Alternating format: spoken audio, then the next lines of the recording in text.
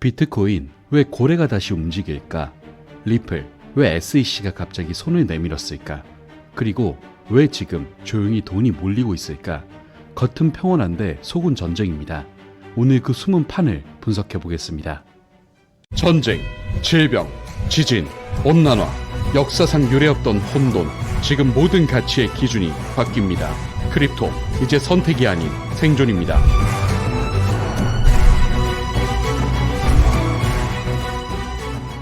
안녕하세요. 크립토피아입니다. 금일 브리핑 시작하겠습니다. 지난주 트럼프 미국 대통령의 돌발적인 관세 정책 변화가 글로벌 시장을 완전히 뒤흔들었죠. 트럼프 대통령은 몇 주간 전방위로 관세를 올리면서 무역 전쟁을 불사하는 모습을 보이다가 갑자기 90일간 모든 국가에 신규 관세 부과를 유예하겠다 이렇게 발표해버렸어요. 그런데 중국에 대해서만은 관세율을 125%로 대폭 인상하면서 중국과의 정면 충돌을 택했어요. 이 소식에 폭락하던 시장은 급반등을 해버렸는데 비트코인도 한때 7만 7천 달러 선까지 급락했다가 다시 8만 달러를 웃도는 수준까지 회복했죠. 그런데 트럼프의 이런 관세 전략, 겉으로 보면 갈팡질팡하는 것 같아 보이지만 사실은 굉장히 계산된 움직임이라는 해석이 나와요. 90일 유예로 동맹국들의 불만을 잠깐 달래면서 중국만 압박하는 일종의 치킨 게임을 벌이는 모습이라는 거예요. 어쨌든 그들의 의도는 글로벌 공급망을 재편하면서 중국을 고립시켜서 미국에 유리한 협상 조건을 만들어 내려는 정치적 포석일 텐데 결국 전면적인 무역 전쟁은 피하면서도 중국에게는 최대한 압력을 가해 협상 카드를 쥐고 가려는 거죠. 그럼 트럼프의 이런 숨은 전략이 비트코인에는 어떤 영향을 줄까요? 단순히 위험자산 선호 회복으로 올랐다 이런 진부한 설명만으로는 부족하다는 생각이 들어요. 사실 거시경제 맥락까지 함께 보면 훨씬 더 입체적인 그림이 그려지거든요. 마침 3월 미국 CPI 그러니까 소비자 물가 지표가 예상치를 밑돌면서 연간 2.4% 상승에 그쳤고 근원 물가 상승률도 매우 낮은 수준이었어요. 인플레이션 압력이 완화되자 시장에서는 연준의 금리 인하 기대까지 고개를 들기 시작했죠. 실제로 연준은 3월 회의에서 기준금리를 동결했어요. 그리고 올 상반기 추가 인하 가능성도 거론되고 있는 상황이죠. 달러 가치는 이런 배경 속에서 한때 강세를 보이다가 트럼프 대통령의 관세 유예 발표 이후에는 약 보합으로 돌아섰어요. 미국 증시도 마찬가지였고요. 결국 정리하면 이렇다는 건데 무역 정책의 불확실성은 크긴 큰데 통화 정책 환경은 오히려 우호적이라는 거죠. 이런 묘한 상황이 지금 전개되고 있다는 얘기예요. 이 두 가지 힘이 비트코인 시장에 어떻게 작용하고 있을까요? 바로 교차로 영향을 미치고 있다는 분석이 나오고 있어요. 한쪽에서는 무역 분쟁 리스크 때문에 위험 자산 회피 심리가 생기고 있는데 또 다른 쪽에서는 금리 인하 가능성 때문에 유동성 기대가 살아나는 모습이라는 거죠. 이렇게 보면 좀 모순돼 보이기도 하잖아요. 근데 큰손 투자자들은 이런 역학 관계를 이미 다 꿰뚫어 보고 있었을 가능성도 크다는 분석이에요. 그럼 트럼프 대통령의 관세 전략 단순한 해프닝으로 봐야 할까요? 아니면 비트코인에게는 새로운 국면의 서막일까요? 구체적인 온체인 측면에서 분석해 보겠습니다.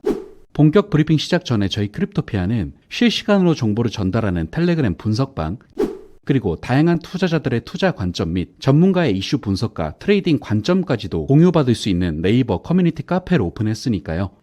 영상 하단 고정 댓글을 통해 문의하셔서 필히 도움받으시길 바랍니다. 돌아와서 온체인 데이터적인 측면에서 보자면 많은 투자자들이 이번 급락 국면에서 손절매를 감행했다는 신호가 포착됐어요. 바로 SOPR, 출근 시점의 이익률 지표를 보면 알 수 있거든요. 단기 보유자 기준으로 SOPR 지표가 1 미만으로 떨어진 상황이었어요. 이게 무슨 뜻이냐면 많은 홀더들이 손해를 보고 코인을 팔았다는 거예요. 쉽게 말해서 손절했다는 얘기죠. 근데 여기서 중요한 포인트가 있어요. 역설적이게도 SOPR이 1 이하로 내려가는 이른바 투매 구간이 지나가고 나면 오히려 추가 매도 압력은 약해질 수 있어요. 왜냐하면 이미 팔 사람들은 다 팔아버렸기 때문이죠. 그럼 남은 사람들은 누구냐? 약한 손들은 정리됐고 이제 남은 건 강한 손들이라는 해석이 가능해지는 거예요. 실제로 단기 홀더 SOPR이 0.9 부근까지 떨어졌어요. 이 정도면 상당수 단기 투자자들은 이미 손절에 마친 모습이라는 거고요. 이제 남은 투자자들은 더 이상 팔 통기가 그렇게 크지 않은 상태가 되는 거예요. 이런 상황은 시장 바닥을 다진 데 있어서 긍정적인 요소로 작용할 수 있겠죠. 게다가 장기 보유자 물량은 사상 최대치로 늘어난 상황이에요. 무려 약 1350만 BTC 이상이 전혀 움직이지 않고 그냥 그대로 잡혀있다는 보고가 있어요. 결국 무슨 얘기냐? 매물은 털릴 만큼 다 털렸고 남은 사람들은 그냥 꽉 쥐고 버티고 있다는 거예요. 이게 온체인 데이터가 보여주는 현재 시장 구조라는 겁니다. 따라서 정리해보면 트럼프의 관세 파동으로 인한 단기 충격이 생기고 무역 분쟁 불안 그리고 통화 완화 기대, 이 두 가지 이미 서로 교차하고 있는 상황인 거죠. 그리고 이런 흐름 속에서 큰손 투자자들은 오히려 비트코인에 대한 신뢰를 재확인하면서 움직이기 시작했는데, 실제 데이터를 보면 4월 들어서 고래들의 비트코인 순 매수 전환이 나타났어요. 이게 언제 이후 처음이냐면 지난해 8월 이후 처음이었거든요. 제가 지난 브리핑에서도 말씀드렸었죠. 개미 투자자들은 던지고 고래들은 조용히 매집하고 있다고요. 그래서 이번 데이터가 그걸 다시 한번 입증해주는 모습이에요. 이에 따라서 기관 투자자들과 거대 부호들이 몇 달간의 관망을 끝내고 다시 시장에 들어오기 시작했다는 분석이 나오고 있어요. 결국 겉으로만 보면 관세 뉴스 때문에 비트코인이 출렁했던 것처럼 보이지만 그 밑바닥에서는 이미 거대한 자금의 재편이 이루어지고 있었던 거죠. 그래서 이번 며칠의 흐름은 우리한테 준 교훈은 단기 뉴스에 일희일비하기보다는 누가 물량을 모으고 있는지 그 자금 흐름을 보는 게 훨씬 중요하다라는 거 체크하시고요. 다음은 리플 소식 체크해 보겠습니다. 역시 제일 핵심이 되는 건 SEC와 소송 이슈겠죠. SEC 대 리플 소송은 최근 큰 전환점을 맞이하게 됐어요. 4월 10일 리플과 SEC 양측이 항소 절차를 일시 중단해달라는 공동 서류를 법원에 제출했거든요. 이건 뭐냐, 쉽게 말하면 현재 양측이 합의를 위한 잠정적인 협상에 이르렀다, 이런 신호로 해석된다는 거예요. 거의 4년 동안 끌어온 이 분쟁이 이제 드디어 마무리 단계에 진입한 셈이죠. 실제로 양측이 합의하기로 했고 이제 SEC 위원회 승인만 남았다는 내용이 법원 제출문에 담겼고요. 4월 16일로 예정됐던 항소 관련 절차도 일단 중단됐어요. 그리고 이 소식에 XRP 가격은 바로 반응하면서 한때 2.1달러를 넘어서는 급등 흐름까지 나왔죠. SEC와 리플의 장기전, 이제 진짜 끝이 보이는 걸까요? 일단 현재까지 드러나는 합의안의 골자 한번 보면요. 리플 측이 과거 XRP 판매와 관련해서 5천만 달러의 벌금을 내고 종결짓는 방안이 유력해졌어요. 이게 작년 8월 1심 판결 당시 법원이 리플에게 부과했던 벌금이 1억 2,500만 달러였는데 그중 5천만 달러만 내는 걸로 감경되는 거예요. 그리고 SEC는 향후 XRP를 증권으로 간주하지 않기로 사실상 수용하고 소송을 취하게 될 가능성이 높아졌어요. 물론 최종 합의에는